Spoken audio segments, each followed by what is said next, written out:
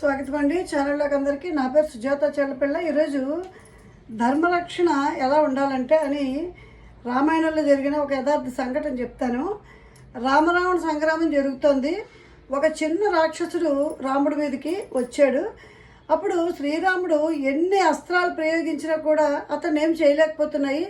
ఆ చిన్న రాక్షసుడు ఉత్సాహం పెరిగిపోతుంది. రకరకాల ఆయుధాలతో విరుచుకుపడుతున్నాడు. విభీషణుడు అది చూసి శ్రీరాముడితో ఇలా మనవి చేశాడు, ఓ సీతాపతి, వాడిని చంపాలంటే ఒక ఉపాయం ఉంది.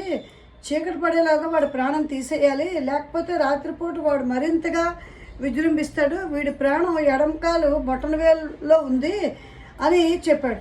వెంటనే నీ బాణాన్ని అక్కడ ప్రయోగించు అంటాడు. శ్రీరామచంద్రుడు గురి చూసి ఆ బాలరాక్షసుని ఎడమకాలు బొటనవేలు మీద బాణాన్ని ప్రయోగించాడు. ఆ రాక్షసుడు వెంటనే మరణించాడు. విభీషణుడు ఆ దృశ్యాన్ని చూసి పెద్దగా రోధిస్తూ మూర్చిపోయాడు. స్పృహలోకి వచ్చిన తర్వాత రాముడు విభీషణుని ఇలా అడిగాడు, నువ్వెందుకు ఏడుస్తున్నావు, ఆ పిల్లవాడు చనిపోతే అని అడిగాడు.